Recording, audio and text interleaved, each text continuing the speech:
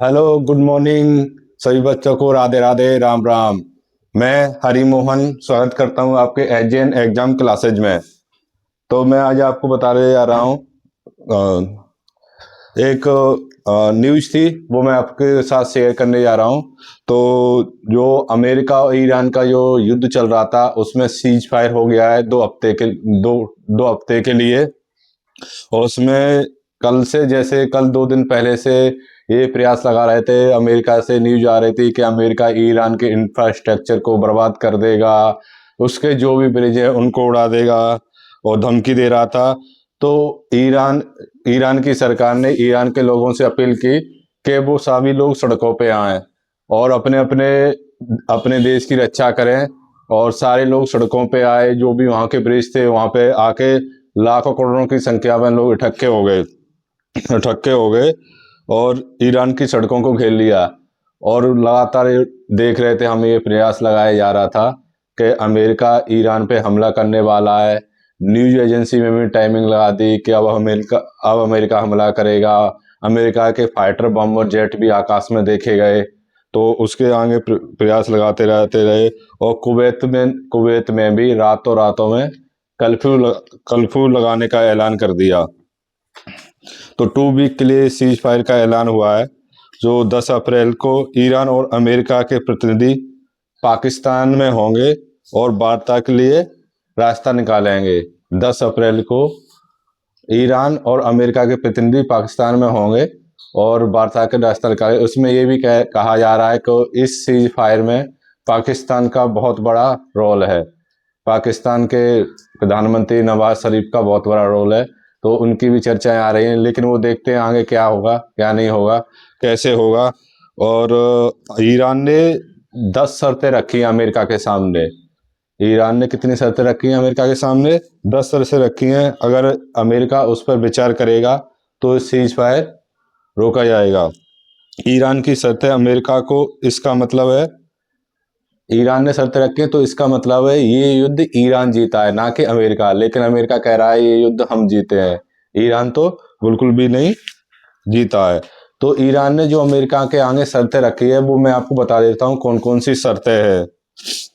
Iran ने America के आगे शर्तें रखी हैं कि कोई भी हमला अब हम पर, कोई भी देश, अमेरिका या इजराइल, अब हम पर हमला नहीं करेगा। पहली शर्त है। दूसरी शर्त है, ईरान का कंट्रोल स्टेट ऑफ हार्मुज पर रहेगा और किसी देश का कंट्रोल स्टेट ऑफ हार्मुज पर नहीं रहेगा।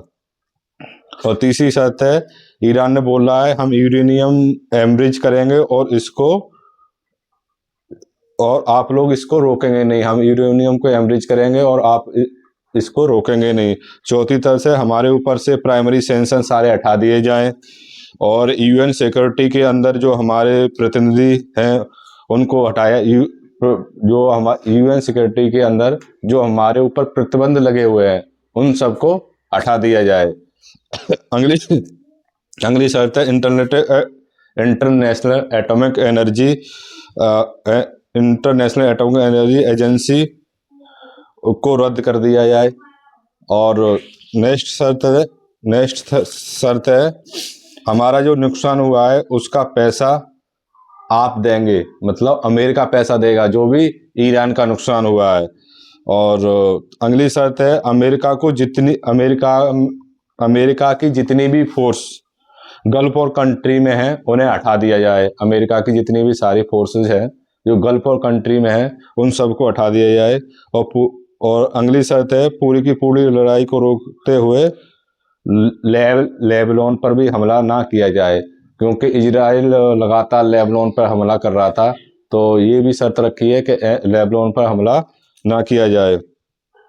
और ईरान में जश्न का माहौल है। ईरान के लोग सड़कों पर निकलकर जश्न मना रहे हैं कि ईरान की जीत हुई, और सही माने में इसमें ईरान की जीत हुई है, क्योंकि जो भी शर्तें रखी हैं वो सारी ईरान ने रखी हैं। और अमेरिका के राष्ट्रपति डोनाल्ड ट्रंप ने वो शर्तें मान भी ली हैं। प्रॉपर तरीके से एक ट्वीट करके लिखा है कि ईरान और अमेरिका का जो सीज फायर था 2 हफ्ते के लिए हो गया है। अब देखते हैं आगे क्या होता है। ये 2 हफ्ते बाद युद्ध ऐसे ही जारी रहता है कि आगे कुछ और होता है। इजराइल और इसके लिए आप कमेंट सेक्शन में बताइए इसमें आगे क्या हो सकता है। और ये छोटी सी न्यूज़ थी, तो मैं यही बताने के लिए आया था कि अमेरिका, इजराइल और ईरान का 2 हफ्ते के लिए सीज फायर हो गया है, और उसमें देखते हैं अब आगे क्या होता है क्या नहीं होता है। बाकी आपसे एक बार फिर से रिक्वेस्ट है, हमारे YouTube channel HJN exam classes को सब्सक्राइब करें। इस पर रीजनिंग और मैथ की प्रॉपर तरीके से क्लासेस चल रही हैं, उसे आप कंटिन्यू तरीके से लें और अपनी तैयारी को और ज़्यादा बेहतर करें। Okay, thank you. जय हिंद, जय भारत।